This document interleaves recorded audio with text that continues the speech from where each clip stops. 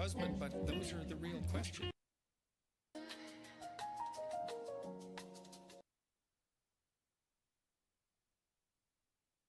Man, if your partner isn't acting in a manner that is sexually attractive, then either there's something wrong with you or there's something wrong with them. Those harsh judgments that your sexual attraction makes are also very useful ways of orienting yourself towards proper behavior in the world. Admit to the variety that you want and see to what degree you can fulfill that within the confines of the marriage. It's also part of coming into contact with the shadow, I would say, if you want to look at it from a Jungian perspective.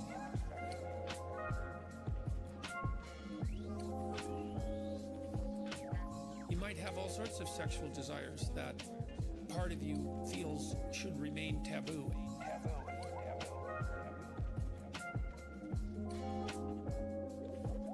And maybe they should. I'm not suggesting absolute sexually libertine behavior. Maybe they should. I know sexuality has to be regulated very carefully.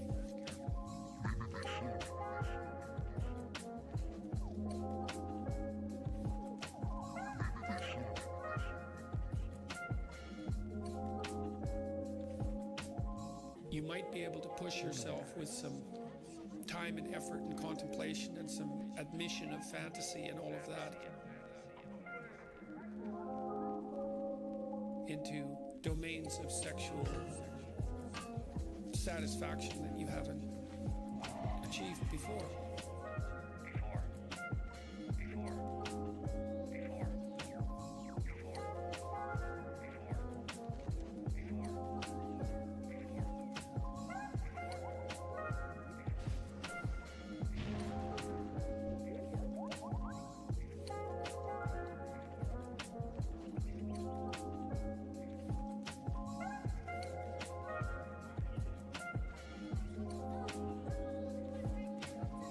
I try to do this in my therapeutic practice. I try to do this all the time. I want the best for what wants the best in you. It's like that part, I'm that part's friend. It's like I don't have unconditional positive regard. I am not on the side of you that's aiming at your defeat. I'm not at all on that side. I'm on the side of you that's struggling towards the light, right? And I'm on the side of that part of me. At least I'm trying to be on the side of that. And that's the definition of love. And that's the definition of love, I believe. Because what it means is, but I said it.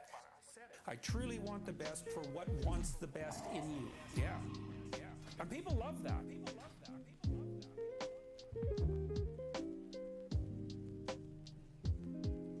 They love that, man.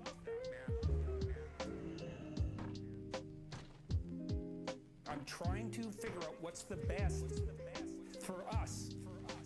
Really, the best. Not the best for me, although that's part of it. Because here I am, you know, and I'm in the game too. I'm so greedy, let's say. I don't just want the best for me. That's not enough for me. I'm too greedy for that. Maybe I'm too selfish for that. I want the best for me in a way that's the best for everyone else too. Because that's even better. That's another interesting thing about being bounded by death. You have nothing to lose. You might as well aim for the highest goal, because what have you got to lose that you aren't already going to lose? Nothing.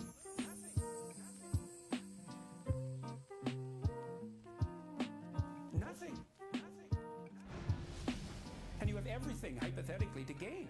If you want to go to university and become a physician, there's a lot of sacrifice of impulsive gratification that goes along with that. But if you become a physician, then it's a noble enterprise, people support you socially, and all of the needs that you need to have fulfilled will also be fulfilled by that enterprise. Well, that's a way better model. Well, that's a way better model. It's strange that the maximum freedom comes with the adoption of a discipline and then also the adoption of responsibility. That frees you up and everyone else around you in the long run. And if you explain that to people, especially in this day and age when they've been fed a never-ending diet of idiot rights and freedoms. They're immediately on board because they know that most of the meaning that people experience in their life is a consequence of adopting responsibility. So they're starving for that.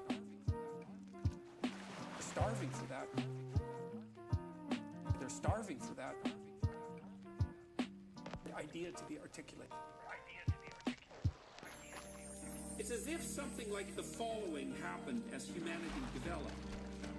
First were the endless tens or hundreds of thousands of years prior to the emergence of written history and drama. During this time, the twin practices of delay and exchange begin to emerge slowly and painfully. Then they become represented in metaphorical abstraction as rituals and tales of sacrifice, told in a manner such as this. It's as if there's a powerful figure in the sky who sees all and is judging you. Giving up something you value seems to make him happy, and you want to make him happy because all hell breaks loose if you don't. So, practice sacrificing and sharing until you become expert at it. Things will go well for you. No one said any of this, at least not so plainly and directly, but it was implicit in the practice and then in the stories. Shit is wow. Action came first, as it had to, as the animals we once were could act, but could not think. People watched the successful succeed and the unsuccessful fail for thousands and thousands of years. People watched the successful succeed and the unsuccessful fail for thousands and thousands of years. We thought it over and drew a conclusion. The successful among us delayed gratification. The successful among us bargain with the future. A great idea begins to emerge, taking ever more clearly articulated form, ever more clearly articulated stories. What's the difference between the successful and the unsuccessful? The successful sacrifice. Things get better as the successful practice their sacrifices. The questions become increasingly precise and simultaneously broader. What is the greatest possible sacrifice for the greatest possible good? And the answers become increasingly deeper and profound. The God of Western tradition, like so many gods, requires sacrifice. But sometimes he goes even further. He demands not only sacrifice, but the sacrifice of precisely what is loved best.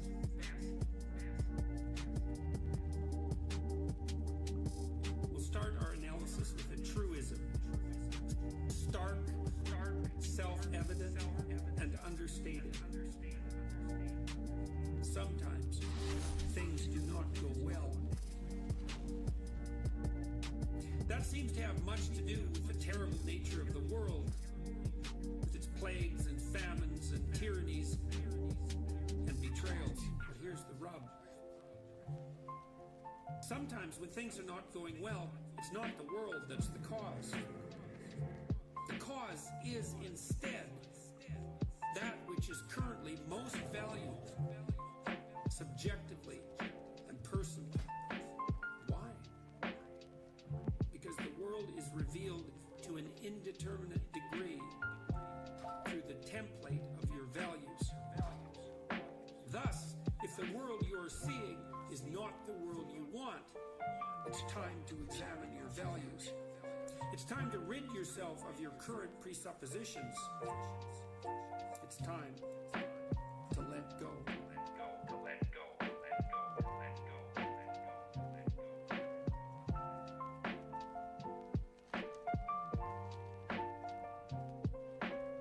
It might even be time sacrifice what you love best so that you can become who you might become.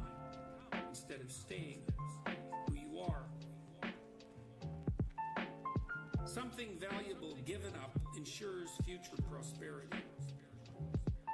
Something valuable sacrificed pleases the Lord. What is most valuable and best sacrificed? Or what is at least emblematic of that? A choice cut of meat, the best animal in the flock, a most valued possession. What's above even that? What constitutes the ultimate sacrifice for the gain of the ultimate prize? It's a close race between child and self. The sacrifice of the mother offering her child to the world is exemplified profoundly by Michelangelo's great sculpture, Pieta. Michelangelo crafted Mary cradling the nearly naked body of her adult son, crucified and ruined. It's her fault. It was through her that he entered the world and its great drama of being. Is it right to bring a baby into this terrible world? Every woman asks herself that question. Some say no, and they have their reasons. Mary answers yes, voluntarily, knowing full well what's to come. As do all mothers, if they allow themselves to see. It's an act of supreme courage when it's undertaken voluntarily. In turn, Mary's son, Christ, offers himself to God and the world to betrayal, torture, and death, to the very point of despair on the cross, where he cries out those terrible words, my God, why hast thou forsaken me? That is the archetypal story of the man who gives his all for the sake of the better, who offers up his life for the advancement of being, who allows God's will to become manifest fully within the confines of a single mortal life. That is the model for the honorable man. In Christ's case, however, as he sacrifices himself, God, his Father, is simultaneously sacrificing his Son. It is for this reason that the Christian sacrificial drama of Son and Self is archetypal. It's a story at the limit, where nothing more extreme, nothing greater can be imagined. That's the very definition of archetype. And that's the core of what constitutes religious. Pain and suffering define the world. Of that, there can be no doubt.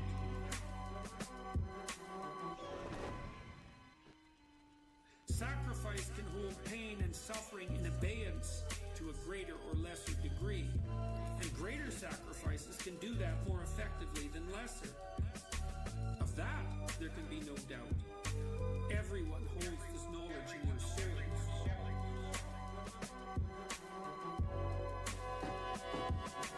Thus, the person who wishes to alleviate suffering, who wishes to rectify the flaws in being, who wants to bring about the best of all possible futures, who wants to create heaven on earth, will make the greatest of sacrifices, of self and of child, of everything that is love, to live a life aimed at the good. He will forego expediency. He will pursue the path of ultimate meaning, and he will, in that manner, bring salvation to the ever desperate world.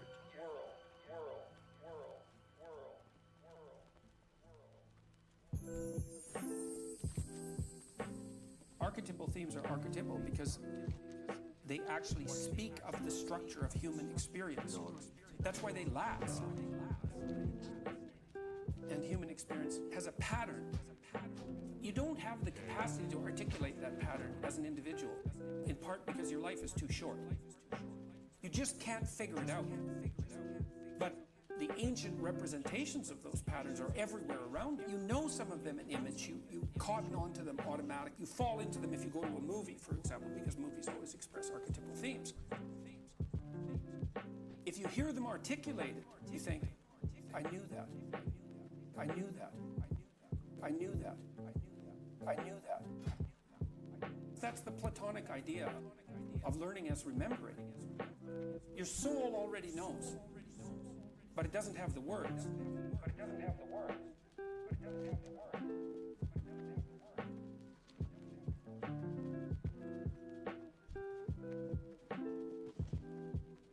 And so, when people talk to me about watching my lectures, they say one of two things. A quarter of them say, when I listen to you talk, it's as if you're telling me things that I already know. It's like, yeah, well, that's exactly right, because that's what archetypal stories are. They're the description of what you already know. But that can be articulated, and then who you are and how you see yourself and the way you describe yourself all become the same thing.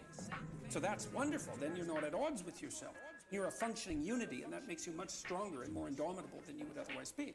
And then the other thing that people say, and this is more like 3/4 of them, is that they say, I was in a very dark place. I was addicted. I was drinking too much. I had a fragmented relationship with my fiancée, and I wasn't getting married.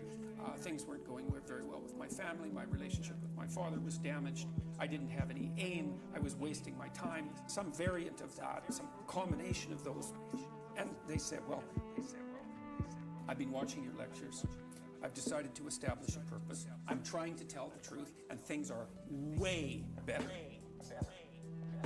Let's say I've done maybe 8 or 9 large-scale public talks in the last 2 months, 20,000 people, and about a third to half of them have stayed afterwards to talk to me, so that's about 7 who have said that to me.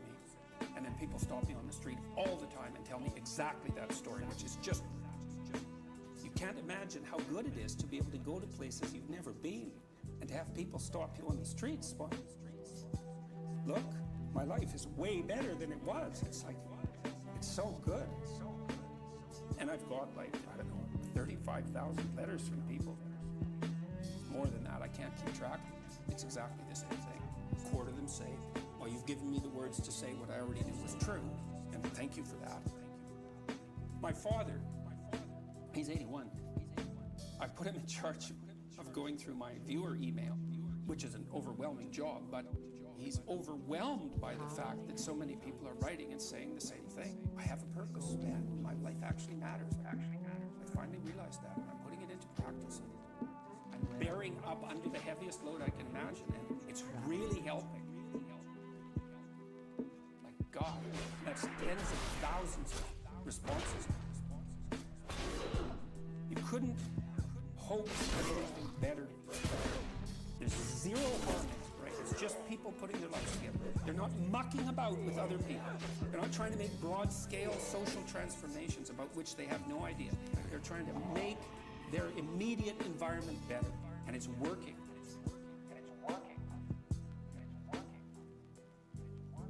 A journalist asked me why people are responding so positively to what I'm saying. The young men, for example. I thought, why? Yeah, that's a good question. But I'm actually on their side. I'm really happy that they're not wasting their lives. I'm really sad to see that people are disenchanted and nihilistic and depressed and anxious and aimless and perverse and vengeful and all of those things. It's terrible. And then to see people question whether that's necessary and then start to rise out of it. It's so fun. Like last night, I was out after my talk. It's overwhelming.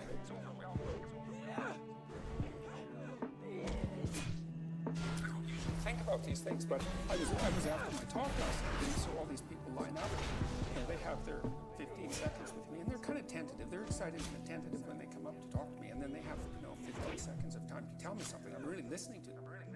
They're hesitant about whether or not to share the good news about their life, and I think it's often because when people share good news about their life, people don't necessarily respond positively. They don't get encouragement. And people need so little encouragement. It's just unbelievable.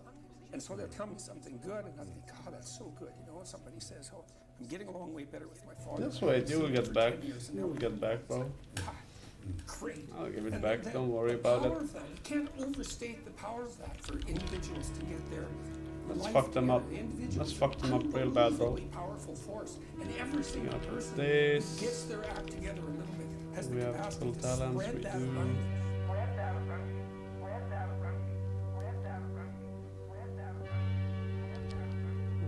a chain reaction. Yes.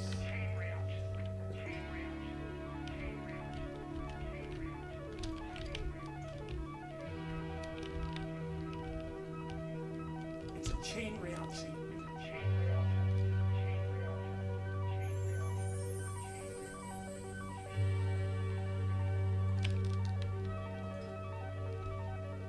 Human beings are weird creatures because we're much more activated by having an aim and moving towards it than we are by attainment. And what that means is you have to have an aim, and that means you have to have an interpretation.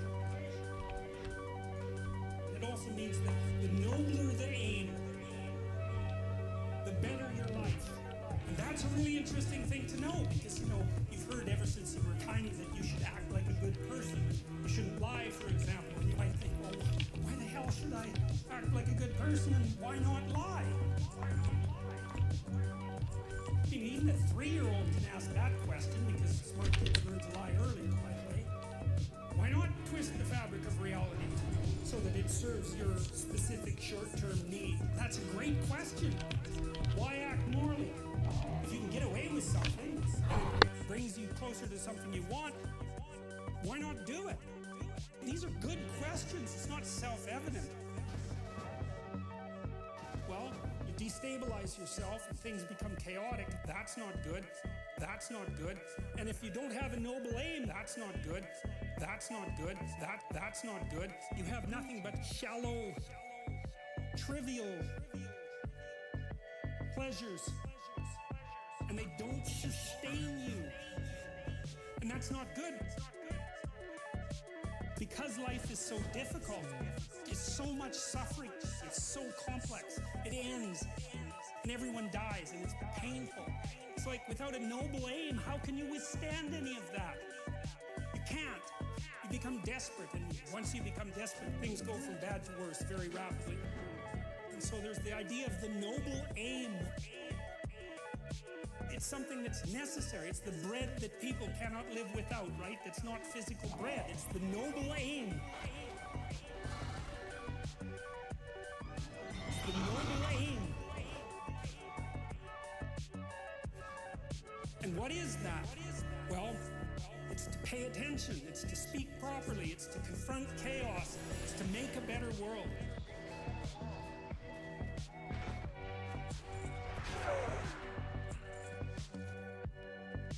To make a better world.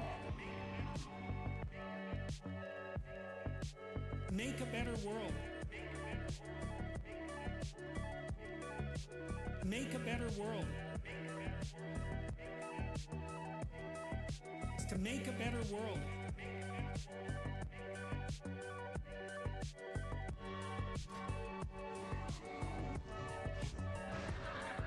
That's enough of a noble aim so that you can stand up without cringing at the very thought of your own existence.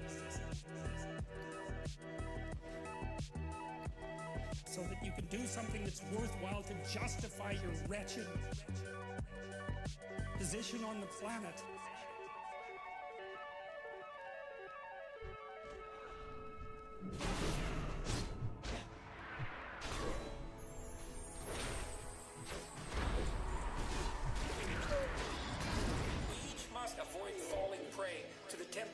Identifying with the chaotic, depressing, anxiety-ridden, and nihilism-inducing state of affairs engendered by the terrible confrontation with the genuinely unknown. Even when thrust into the underworld by the dread events of our life, we must not characterize ourselves as permanent inhabitants of that dark and dread place, lest we lose hope, despair, and seek revenge. To progress psychologically, you must let go. Sacrifice. Time and again in the face of successive obstacles. You must abandon those things that, and often those people who, are impeding your progress, despite the fact that you may have held them very close to your heart. When you're wrong, when you've missed the mark, when you've sinned, because that is the meaning of sin, you must let the part of you that is wrong and aiming improperly die. Then you must allow the new spirit manifesting itself within to spring to life. That new spirit, that information contained in whatever error you committed, in living conjunction with the now transformed structures you originally employed to frame the situation. That new spirit, it's a manifestation as well of the potential within you that had not yet been called forth by the previous travails of your life.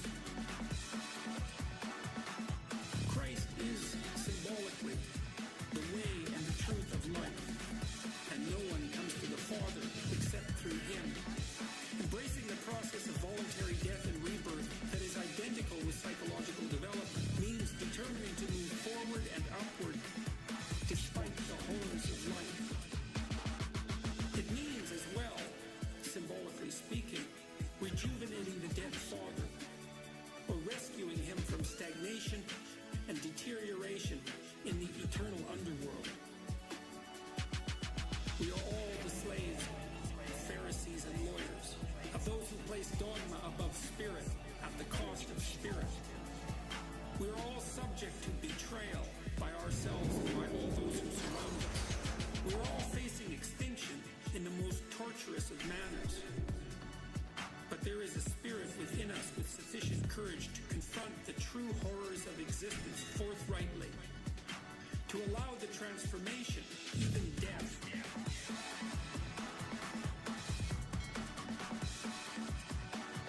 Even death.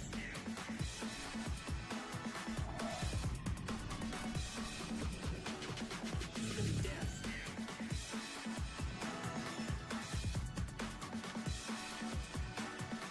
That such confrontation catalyzes to occur and to leap forward renewed.